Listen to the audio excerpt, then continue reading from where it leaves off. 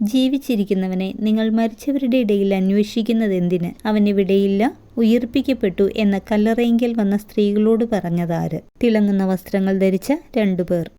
ഈ ദിവസങ്ങളിൽ ജെറുസലേമിൽ നടന്ന സംഭവമൊന്നും അറിയാത്ത അപരിചിതനാണോ നീ എന്ന് ഉദ്ധിതനായ യേശുവിനോട് ചോദിച്ചതാര്? ക്ലെയോപ്പാസ്. എമ്മാവൂസിലേക്ക് പോയ ശിഷ്യന്മാർ യേശു ദൈവത്തിൻ്റെയും മനുഷ്യരുടെയും മുമ്പിൽ എന്തിലെല്ലാം ശക്തനായ പ്രവാചകനായിരുന്നു എന്നാണ് പറഞ്ഞത്, വാക്കിലും പ്രവൃത്തിയിലും.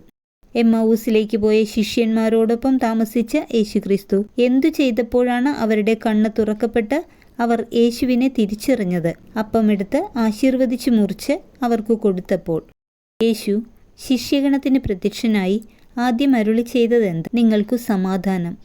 യേശു ശിഷ്യഗണത്തെ എവിടെ വരെ കൂട്ടിക്കൊണ്ടുപോയി കൈകൾ ഉയർത്തി അവരെ അനുഗ്രഹിച്ചു കൊണ്ടിരിക്കുകയാണ് അവരിൽ നിന്ന് സ്വർഗത്തിലേക്ക് സംവഹിക്കപ്പെട്ടത്.